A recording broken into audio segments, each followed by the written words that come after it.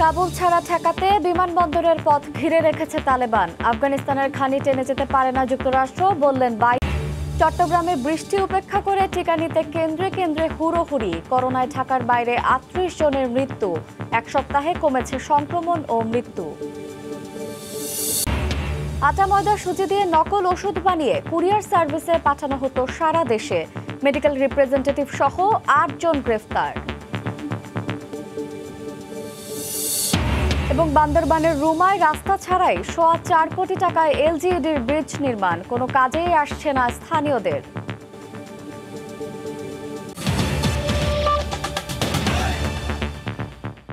সময় সংবাদের সঙ্গে আছি আমি শাইলা রহমান ইমা। আফগানদের দেশ ছেড়ে চলে যাওয়া ঠেকাতে কাবুল বিমানবন্দরে যাবার পথ ঘিরে রেখেছে তালেবান। তবুও দেশ ছাড়তে মরিয়া মানুষ। এদিকে আফগানিস্তানের সাবেক প্রেসিডেন্ট হামিদ কারজাই বলেছেন, দেশে শান্তি ফেরাতে ক্ষমতা হস্তান্তর নিয়ে তিনি তালেবানের সঙ্গে যোগাযোগ রক্ষা করছেন। তালেবান দায়িত্ব নিলে সন্ত্রাসবাদ দমন হবে বলে আশা জানিয়েছে চীন। আর নিরাপত্তা পরিষদের বৈঠকে সংকট সমাধানে আন্তর্জাতিক সম্প্রদায়কে এগিয়ে আসার আহ্বান জানিয়েছে জাতিসংঘ মহাসচিব। সেই মানুষদের চাপ বাড়তে থাকায় এর লাগাম টানতে বিমানবন্দরে যাবার পথ ঘিরে ফেলে তালেবান।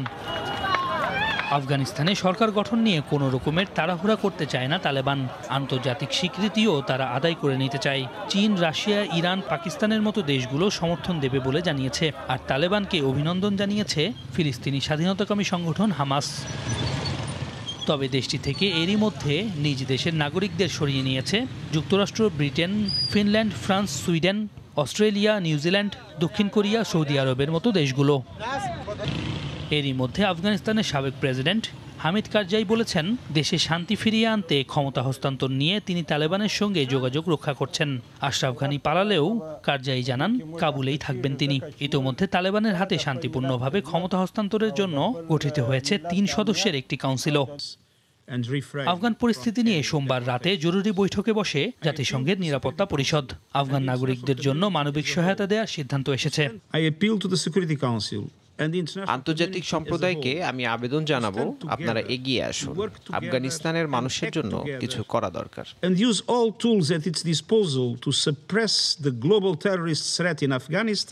বৈঠকে চীনের প্রতিনিধি বলেন, তালেবান তাদের কথা রাখবে, এমনটাই বিশ্বাস করে বেইজিং। দমন হবে সন্ত্রাসবাদ, উন্নতি হবে দেশটির। সৈয়দ ইফতেখার, সময় সংবাদ। আফগানিস্তান থেকে মার্কিন সেনা প্রত্যাহারের সিদ্ধান্ত সঠিক ছিল বলে আবারও জোর দাবি মার্কিন প্রেসিডেন্ট জো বাইডেনের। স্থানীয় সময় সোমবার হোয়াইট হাউসে দেয়া আনুষ্ঠানিক বক্তব্যে তিনি বলেন, বছরের পর বছর মার্কিন সেনারা সেখানে ঘানি টানতে পারে না। আফগানদের দেশ জাতি গঠনের লক্ষ্যে সেখানে অভিযান চালানো হয়নি। এছাড়া আফগান সরকারকে তালেবানের সঙ্গে আলোচনা করার পরামর্শ দেওয়া হয়েছিল, কিন্তু পলাতক আশরাফ ঘানি তা করেননি বলেও অভিযোগ করেন বাইডেন। যুক্তরাষ্ট্র থেকে আরও জানিয়েছে লস্কর আল মামুন। আফগানিস্তানে তালেবানের হাতে মার্কিন সমর্থিত সরকারের পতনের পর যুক্তরাষ্ট্রের প্রেসিডেন্ট জো বাইডেন তোপের জানুয়ারি মাসে ক্ষমতা গ্রহণ করেন, কিন্তু বর্তমানে তার সেই ভাবমূর্তি আর সেভাবে নেই বলে মন্তব্য করেছেন বিরোধী রাজনীতিবিদরা। সাবেক প্রেসিডেন্ট ডোনাল্ড ট্রাম্প তো সরাসরি তার পদত্যাগই দাবি করেছেন। রিপাবলিকান পার্টি ছাড়াও ডেমোক্র্যাট দলের অনেক রাজনীতিবিদও বাইডেনের কঠোর সমালোচনা করেছেন। আফগানিস্তান থেকে যুক্তরাষ্ট্রের সরে আসার ধরন অর্থাৎ এমন প্রস্থানকে লজ্জাজনক বলে মনে করেছেন মার্কিনিরা। তবে এছাড়া কিছুই করার ছিল না বলে মন্তব্য করেছেন বাইডেন। ওয়াশিংটন ডিসিতে হোয়াইট হাউসে আনুষ্ঠানিক বক্তব্যে তিনি এই দাবি করেন। Our mission in Afghanistan was never supposed to be nation building. It was never supposed to be creating a unified, centralized democracy. Biden আরও জানান, তিনি তার সিদ্ধান্তে অনুশোচনা বোধ করছেন না, কারণ কোনো দেশের সংকট মার্কিন সেনারা অনন্তকালের সহায়তা দেবে না। I know my decision will be criticized, but I would rather take all that criticism. It's the right decision for our people, the right one for our brave service members who risk their lives serving our nation, and it's the right one for America. আফগানিস্তানে অবশিষ্ট মার্কিন ও মার্কিন সমর্থকদের নিরাপদে ফিরিয়ে আনাই এখন তার মূল লক্ষ্য বলে জানান বাইডেন। আফগানিস্তান ইস্যুতে পুরো বিশ্ব এখন অনেকটাই বিভক্ত। উত্তপ্ত হচ্ছে বিশ্ব রাজনীতি, আর তারই প্রভাব পড়েছে মার্কিন যুক্তরাষ্ট্রের অভ্যন্তরীণ রাজনীতিতেও। এমন পরিস্থিতিতে মার্কিন যুক্তরাষ্ট্র সত্যিকারভাবে কি পদক্ষেপ নিতে যাচ্ছে তা নিয়ে চলছে চুলচেরা বিশ্লেষণ। লস্কর আল মামুন, সময় সংবাদ, ক্যালিফোর্নিয়া, যুক্তরাষ্ট্র। এবার করোনা প্রসঙ্গ। করোনায় ঢাকার বাইরে ১৯ জনের মৃত্যু হয়েছে। খুলনায় করোনা পরিস্থিতির সবশেষ তথ্য জানাতে এই মুহূর্তে মেডিকেল কলেজ হাসপাতালের সামনে আছেন রিপোর্টার তরিকুল ইসলাম। সরাসরি যাচ্ছি তার কাছে। তরিকুল, ইমা, গত জুলাই মাসে করোনার যে ঢেউ লেগেছিল খুলনা বিভাগ জুড়ে এবং খুলনা জেলা জুড়ে, সেটা কিন্তু ধীরে ধীরে কমে এসেছে।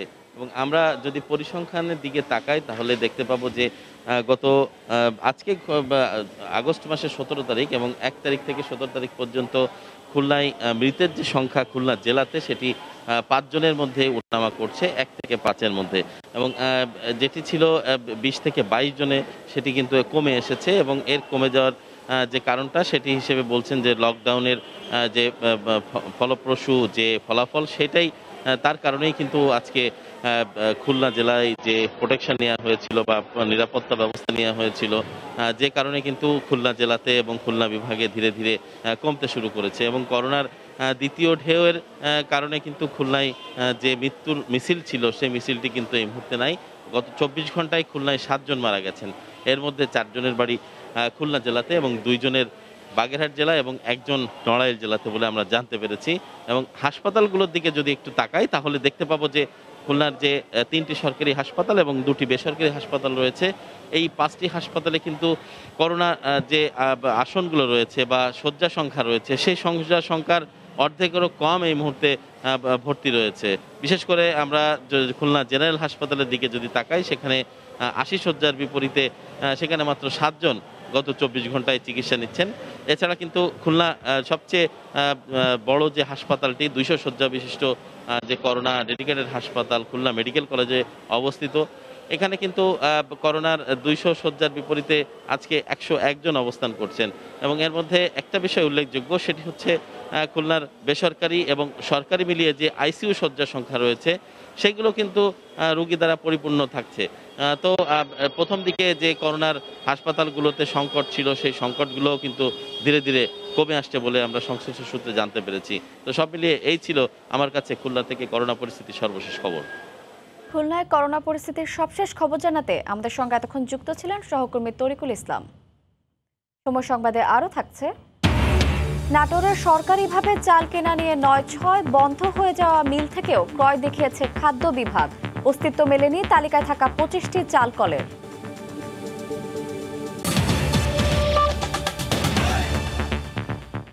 চট্টগ্রামে মডার্নার দ্বিতীয় ডোজ ও সিনোফার্মের টিকা দেওয়া হচ্ছে। সে খবর জানাতে এই মুহূর্তে নগরীর জেনারেল হাসপাতালের সামনে আছেন রিপোর্টার শফিকুল আলম। সরাসরি যাচ্ছি তার কাছে। শফিক, হ্যাঁ, যেটি বলতে পারি আসলে চট্টগ্রামে সকাল থেকে মানুষের উপচে পড়া ভিড় যে কেন্দ্রগুলো রয়েছে সেখানে প্রথম ডোজ এবং দ্বিতীয় ডোজ দেওয়ার জন্য মানুষের আমরা আগ্রহ দেখতে পাচ্ছি। যদিও তারা এখানে এসে সকাল থেকে কিন্তু অনেকে যারা অভিযোগ করেছেন এখানে দীর্ঘ লাইনে দাঁড়িয়েছে, প্রায় অনেকে বলছে তারা ৭টা থেকে দীর্ঘ লাইনে দাঁড়িয়েছে কিন্তু এখনও দিতে পারেনি। কিন্তু কর্তৃপক্ষ এই টিকা দেওয়ার কার্যক্রম শুরু করেছে ঠিক ৯:৩০ থেকে শুরু করেছে।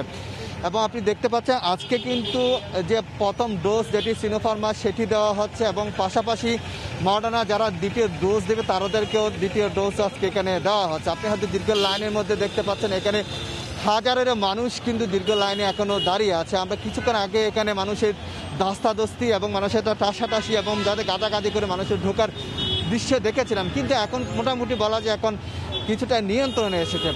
ঠিক একই দৃশ্য কিন্তু চট্টগ্রামের অন্যান্য যে কেন্দ্রগুলো রয়েছে, চট্টগ্রাম মেডিকেল কলেজ এবং চট্টগ্রামে যে সদরঘাটে যে সিটি কর্পোরেশন যে হাসপাতালগুলো রয়েছে, কেন্দ্রগুলো রয়েছে, সেখানেও কিন্তু মানুষের একই অবস্থা। অর্থাৎ মানুষের মধ্যে যে টিকা দেওয়ার যে আগ্রহ সৃষ্টি হয়েছে এবং যে তার দিচ্ছে, কিন্তু সমস্যা হচ্ছে অনেক ক্ষেত্রে কিন্তু তারা গত 12-13 তারিখ এবং 11 তারিখ তারা এসে ফিরে গিয়েছে।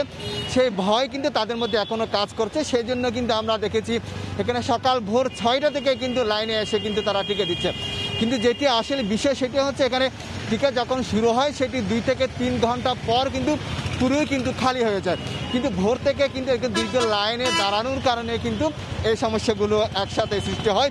এখানে আরেকটি অভিযোগ করেছে যারা দীর্ঘ লাইনে দাঁড়িয়েছেন এবং তারা অভিযোগ করেছেন যে বাইরে যারা লাইনে দাঁড়ায়নি তাদেরকে সেখানে ঢুকিয়ে দেওয়া হচ্ছে, এরকম কিছু অভিযোগ করেছেন এখানকার।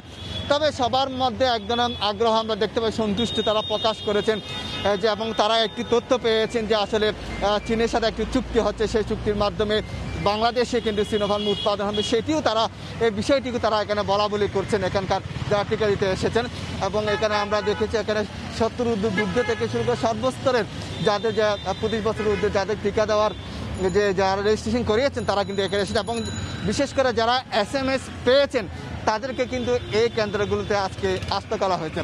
তবে আজকে একটু বিসম্বাদ যেটি বলি সেটা হচ্ছে আজকে কিন্তু চট্টগ্রামে গত কয়েকদিন ধরে করোনা আক্রান্তের হার এবং মৃত্যু কম থাকলেও কিন্তু আজকে 11 জনের মৃত্যু হয়েছে, যেখানে শহরের বাইরে 7 জন এবং শহরে 8 জন এবং 438 জনের করোনা শনাক্ত হয়েছে। তো সব কিছু মিলিয়ে যেটি বলতে পারি মানুষের মধ্যে আগ্রহ আছে এবং দীর্ঘ লাইনে দাঁড়িয়ে তারা টিকা দিতে এসেছেন এবং তারা টিকা দিচ্ছেন এবং কর্তৃপক্ষ বলছেন যে যারা SMS পেয়েছেন তাদেরকে অবশ্যই টিকা দিয়েই কিন্তু কেন্দ্র থেকে পাঠানো হবে, সেই বিষয়ে তারা নিশ্চিত করেছেন। তো এই ছিল আমার কাছে সর্বশেষ তথ্য। ডিগ্রি পাস ফয়সাল মোবারক কাজ করতেন মেডিকেল রিপ্রেজেন্টেটিভের। কথিত এক রসায়নবিদকে সঙ্গে নিয়ে নিজেই একসময় তৈরি করেন নকল ওষুধ তৈরির কারখানা, যেখানে নিম্নমানের উপাদান দিয়ে তৈরি করা হতো সব ধরনের ওষুধ। উৎপাদিত ঔষধ রাজধানীর মিটফোর্ট হয়ে ছড়িয়ে পড়ত সারা দেশে। রাজধানী ও কয়েকটি জেলায় অভিযান চালিয়ে চক্রের 8 সদস্যকে গ্রেফতারের পর পুলিশ বলছে দেশজুড়ে এরকম চক্র আছে কয়েকটি। বুলবুল রেজার রিপোর্ট। গ্যাস্ট্রিক থেকে শুরু করে জীবন রক্ষাকারী সব ওষুধের সমাহার। প্যাকেট দেখে কারো বোঝার উপায় নেই, সবই নকল। করোনা মহামারীর মধ্যেই দেশে একটি চক্র নকল ওষুধ তৈরি ও বাজারজাত করছে এমন তথ্য ছিল গোয়েন্দাদের কাছে। ঢাকা, সাভার ও পিরোজপুরে অভিযান চালিয়ে এই চক্রের 8 সদস্যকে গ্রেফতারের পর সন্ধান মিলেছে নকল ওষুধ তৈরির কারখানার। অভিযানে বিপুল পরিমাণ নকল ওষুধ ও ওষুধ তৈরির সরঞ্জাম উদ্ধার করা হয়েছে। আটা, ময়দা, সুজির মিশ্রণ আর নিম্নমানের উপাদান দিয়ে তৈরি নকল ওষুধ তৈরির এই চক্রটির নেটওয়ার্ক সারা দেশে বিস্তৃত। তাদের কারখানায় উৎপাদিত ওষুধ সারা দেশে ছড়িয়ে দিতে চক্রের সদস্যরা ব্যবহার করত বিভিন্ন কুরিয়ার সার্ভিস। চক্রটির মূল হোতা ফয়সাল মোবারক, যিনি একসময় ডায়াগনস্টিক সেন্টারের পাশাপাশি কাজ করতেন মেডিকেল রিপ্রেজেন্টেটিভ হিসেবে। আতিয়ার নামে এক রসায়নবিদের সঙ্গে পরিচয়ের পর নকল ওষুধ তৈরির বিষয়টি তার মাথায় আসে। মোটা অঙ্কের টাকার বিনিময়ে আতিয়ার বিভিন্ন ফর্মুলা দিতেন ফয়সালকে। কেমিক্যাল সরবরাহের দায়িত্বে ছিল মুহিব। নকল ওষুধে মোড়ক লাগাতেন নাইম, নাসির, ওয়াহিদ, রবিন, ফয়সাল, ইব্রাহিম ও মামুন পাইকারি ক্রেতা। তাদের হাত ধরেই মিটফোর্ট হয়ে তা ছড়িয়ে পড়ত সারা দেশে। এই ধরনের কার্যক্রম একটি বলা হয় যে হত্যাকাণ্ডের চেয়েও কম না। তো এই ধরনের চক্রের বিরুদ্ধে আমরা কাজ করে যাচ্ছি। ভুয়া ওষুধ বানিয়ে এগুলি যদি বিক্রি করে আমাদের কঠোর অবস্থান থাকবে তাদের বিরুদ্ধে। দয়া করে এই কাজগুলি করবেন না। জেনেশুনে যেসব দোকানদার এসব নকল ওষুধ বিক্রি করছে তাদেরকেও আইনের আওতায় আনা হবে বলে জানিয়েছে পুলিশ। এটা হচ্ছে একটি চক্র, এরকম চক্র অনেকেই থাকতে পারে। বুলবুল রেজা, সময় সংবাদ, ঢাকা। বান্দরবানের রুমা উপজেলায় রাস্তা ছাড়াই পাহাড়ের পাদদেশে প্রায় 4.25 কোটি টাকা ব্যয়ে একটি গার্ডার ব্রিজ নির্মাণ করেছে স্থানীয় সরকার প্রকৌশল অধিদপ্তর। সড়ক না থাকায় স্থানীয়দের কোনো কাজেই আসছে না ব্রিজটি।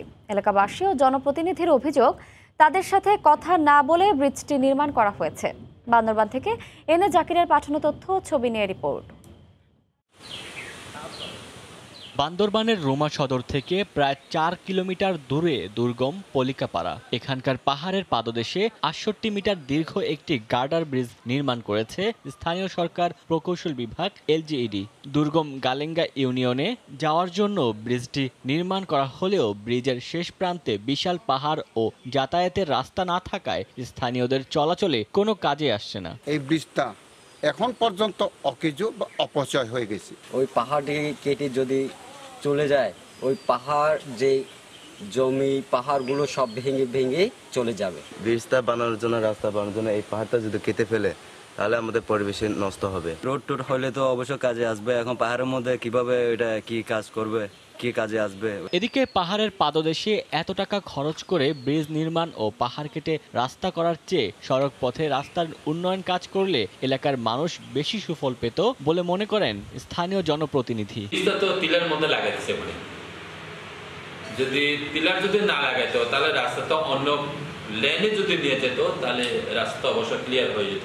স্থানীয় সরকার প্রকৌশল বিভাগের দাবি, ভবিষ্যতে রাস্তা করার পরিকল্পনা থেকেই ব্রিজটি করা হয়েছে। এদিকে 40 মিটার করছে আমরা পিসি গার্ডার, 28 মিটারটা করছে আমরা স্ল্যাব ডিজাইন, কারণ পিসি গার্ডার বাঁকানো যায় না, তো এই জন্য স্ল্যাব ডিজাইন করে দিয়েছি। কইরে মাথাটা বাঁকায় আমরা পাহাড়ের পাদদেশে লাগাই দিয়েছি। এলজিইডির তথ্য মতে 2017 সালে পল্লী অবকাঠামো উন্নয়ন প্রকল্পের আওতায় 4 কোটি 14 লাখ টাকা ব্যয়ে ব্রিজটি নির্মাণ কার্যাদেশ পায় ঠিকাদারি প্রতিষ্ঠান মেসার্স ইউনুস অ্যান্ড ব্রাদার্স। 2019 সালে কাজটি সমাপ্ত করার কথা থাকলেও চলতি বছরের মার্চ মাসে কাজটি শেষ করে বুঝিয়ে দেয় ঠিকাদারি প্রতিষ্ঠান। সময় সংবাদ, বান্দরবান। নাটোরে মৃত ব্যক্তির বন্ধ হয়ে যাওয়া মিল থেকেও চাল কিনেছে জেলার খাদ্য বিভাগ। এছাড়া চাল প্রদানকারী 411টি চাল কলের মধ্যে সময় সংবাদের অনুসন্ধানে 3টি উপজেলায় 25টি চাল কলের অস্তিত্ব খুঁজে পাওয়া যায়নি। চালকল মালিক সমিতির অভিযোগ, খাদ্য বিভাগের কর্মকর্তাদের সহযোগিতায় সিন্ডিকেটের হাতে জিম্মি তারা। জেলা প্রশাসক জানান, দোষী ব্যক্তিদের বিরুদ্ধে ব্যবস্থা নিতে খাদ্য অধিদপ্তরে সুপারিশ করা হবে। নাটোর প্রতিনিধি আল মামুনের তথ্য, ছবিতে রিপোর্ট। 2020 সালের 25শে আগস্ট নাটোর সদর উপজেলার দীঘাপতিয়া এলাকার এটিএম জালাল দীর্ঘদিন অসুস্থ থাকায় মৃত্যুর 8 বছর আগেই তার চালকলটি বন্ধ করে দেন। ভৌতিকভাবে মৃত্যুর পরও চলতি বছর খাদ্য অধিদপ্তরের সাথে চুক্তিবদ্ধ হয়ে নাটোর সদর উপজেলা খাদ্য গুদামে 16.560 মেট্রিক টন চাল সরবরাহ করেছেন। মৃত ব্যক্তি কিভাবে এইবার সেই মিলের সাথে কন্ট্রাক্ট হয়, যে কিভাবে সে চুক্তিবদ্ধ হয়। মৃত ব্যক্তির কাছ থেকে চাল কেনার বিষয়ে জেলা খাদ্য নিয়ন্ত্রক ও সদর উপজেলা খাদ্য গুদাম কর্মকর্তা পরস্পরের ঘাড়ে দোষ চাপাচ্ছেন। চাল লেসি চুক্তিতে যারা দেশে মিলা কিনে লেছে তারা বিল লেছে তারই। এখন কোনটা কোন মিলা আর কোনটার এখানে চাউলটা এসে এটা আমি জানি না, এটা আমি দেখব। চলতি বছরের 9 মে থেকে জেলার 7টি উপজেলার 411টি হাস্কিং, সেমি অটো ও অটো চাল কল থেকে সরকারিভাবে চাল সংগ্রহ শুরু হয়। সময় সংবাদের অনুসন্ধানে নাটোর সদর উপজেলা, সিংড়া ও গুরুদাসপুর উপজেলার 25টি হাস্কিং চাল কলের কোনো অস্তিত্ব পাওয়া যায়নি। অথচ এই চালকলগুলো থেকে প্রায় 250 মেট্রিক টন চাল কিনেছে খাদ্য বিভাগ। এছাড়া নলডাঙ্গা উপজেলার অটো চালকল খান রাইস প্রসেসিং প্ল্যান্ট কার্যক্রম শুরু না হলেও এই চালকল থেকে 104 মেট্রিক টন চাল কিনেছে খাদ্য বিভাগ।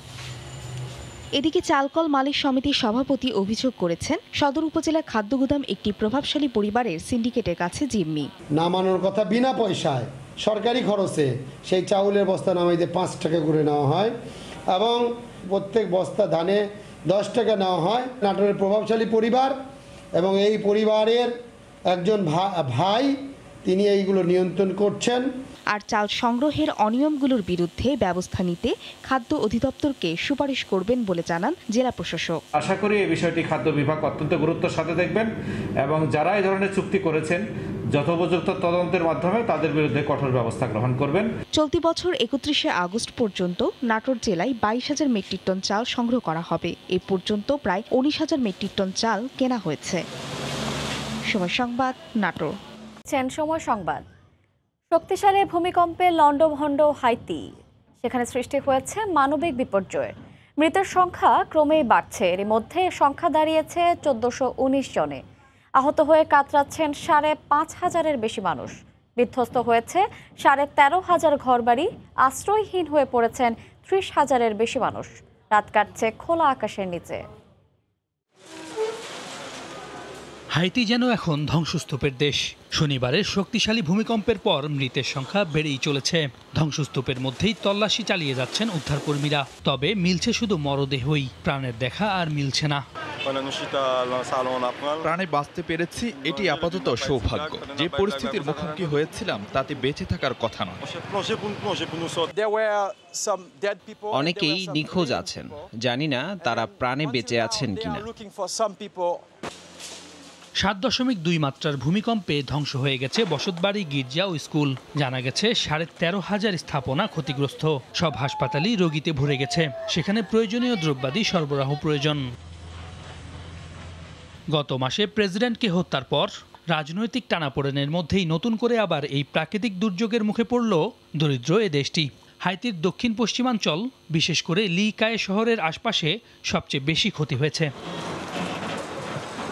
মার্কিন ভূতাত্ত্বিক জরিপ সংস্থা USGS জানিয়েছে, ভূমিকম্পটির কেন্দ্রস্থল ছিল সেন্ট লুই ডু সুট শহর থেকে প্রায় 12 কিলোমিটার দূরে। তবে কম্পন প্রায় 125 কিলোমিটার দূরে জনবহুল রাজধানী পোর্ট আ প্রিন্স এবং প্রতিবেশী দেশগুলোতেও অনুভূত হয়েছে। সৈয়দ ইফতেখার। বাংলাদেশ নিউজিল্যান্ড সিরিজের বায়ুবাবুল সহ সার্বিক পরিস্থিতি পর্যবেক্ষণে আজ আসছে নিউজিল্যান্ডের প্রতিনিধি দল। অস্ট্রেলিয়ার তুলনায় কিছুটা নমনীয় হলেও স্বাস্থ্য সুরক্ষা নিয়ে বেশ সতর্ক কিউইরা।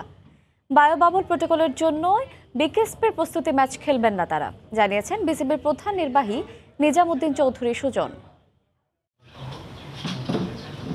যে কোনো সফরের আগে পর্যবেক্ষক দল পাঠানো এশিয়ার বাইরের দেশগুলোর রীতি। আগে নিরাপত্তা পর্যবেক্ষণই ছিল তাদের মূল কাজ, এখন প্রাধান্য পায় বায়োবাবল পরিবেশ। সম্প্রতি অস্ট্রেলিয়া ক্রিকেট দলের বাংলাদেশ সফরে প্রতিনিধি দলের অতি সতর্কতা দেখা গেছে। একই পথে হাঁটতে যাচ্ছে নিউজিল্যান্ডও। সিরিজের বায়োবাবলের জন্য বিসিবির আয়োজন দেখতে ঢাকায় পা রেখে 3 দিন কোয়ারেন্টাইনে থাকবে কিউই প্রতিনিধি দল। যদিও অজিদের মতো অত চাহিদা নেই তাদের, তাই প্রোটোকলে কিছুটা পরিবর্তন আসতে যাচ্ছে। অস্ট্রেলিয়া টিম একটা চার্টার ফ্লাইটে এসেছিল এবং বর্তমানে নিউজিল্যান্ড টিমের যে প্ল্যান রয়েছে তারা কমার্শিয়াল ফ্লাইটে আসবে। সো সেক্ষেত্রে কিছুটা পরিবর্তন তো আসবেই। অস্ট্রেলিয়ার যে প্রসিডিওরগুলো ফলো করে এয়ারপোর্ট থেকে এসছে সেটার মতো হবে না, যেহেতু ব্যাক টু ব্যাক সিরিজ হচ্ছে এবং অস্ট্রেলিয়া নিউজিল্যান্ড অলমোস্ট যেহেতু খুব ক্লোজলি তারা কাজ করে এবং সেক্ষেত্রে তাদেরও রিকোয়ারমেন্ট হচ্ছে যে অস্ট্রেলিয়াকে যে ধরনের বায়োবাবল এনভায়রনমেন্ট দেওয়া হয়েছিল সেটা দেওয়ার ব্যাপারে তারা আমাদের বারবার বলছেন। অস্ট্রেলিয়া সিরিজে বিসিবির বায়োবাবল ব্যবস্থাপনা আত্মবিশ্বাস যোগাচ্ছে নতুন অতিথিদেরও। তবুও বাংলাদেশের করোনা পরিস্থিতিতে ঝুঁকি নিতে চাইছে না তারা, তাই বিকেএসপিতে প্রস্তুতি ম্যাচও বাতিল করতে হয়েছে। যেহেতু এডিশনাল বায়োবাবলের একটা বিষয় রয়েছে, আর একটা ভেন্যুতে করলে সেখানেও একটা বায়োবাবল এনভায়রনমেন্ট ক্রিয়েট করতে হবে, সো এই বিষয়গুলোকে তারা একটু ডিসকারেজ করছে। এদিকে বাংলাদেশের বিপক্ষে সদ্য সমাপ্ত সিরিজের কোনো খেলা অস্ট্রেলিয়ায় সম্প্রচারিত না হওয়ায় সেদেশের দর্শকরা ম্যাচ দেখতে পারেননি। তবে নিউজিল্যান্ডের দর্শকদের ক্ষেত্রে সেটা হচ্ছে না, বরং তাদের খেলা দেখার সুযোগ করে দিতেই ম্যাচ শুরুর সময় এগিয়ে আনা হচ্ছে। যেহেতু নিউজিল্যান্ডের সাথে আমাদের একটা টাইম ডিফারেন্স রয়েছে এবং নিউজিল্যান্ডের ভিউয়ারশিপের একটা ব্যাপার রয়েছে, সব কিছু বিবেচনা করে আমরা টিম ম্যানেজমেন্টের সাথে আলোচনা করেছি। আমরা সম্ভবত 4টার দিকে খেলা শুরু করার আমাদের পরিকল্পনা রয়েছে। 5 ম্যাচ সিরিজ সামনে রেখে অনুশীলনে নেমে পড়েছেন অস্ট্রেলিয়া সিরিজে না খেলা মুশফিক ও লিটন। সঙ্গী হিসেবে পেয়েছেন সৌম্য ও শামীমকে। মাকসুম আলম খান, সময় সংবাদ, ঢাকা। সময় সংবাদের শীর্ষ সংবাদগুলো জানিয়ে দিচ্ছে আরেকবার। কাবুল ছাড়া ঠেকাতে বিমানবন্দরের পথ ঘিরে রেখেছে তালেবান। আফগানিস্তানের ঘানি টেনে যেতে পারে না যুক্তরাষ্ট্র, বললেন বাইডেন। বাংলাদেশে বৃষ্টি উপেক্ষা করে টিকা নিতে কেন্দ্রে কেন্দ্রে ভিড়, দীর্ঘ অপেক্ষায় হুড়োহুড়ি। করোনায় ঢাকার বাইরে 41 জনের মৃত্যু, কমেছে সংক্রমণ ও প্রাণহানি। এই ছিল সময় সংবাদে, সঙ্গে থাকুন সময়।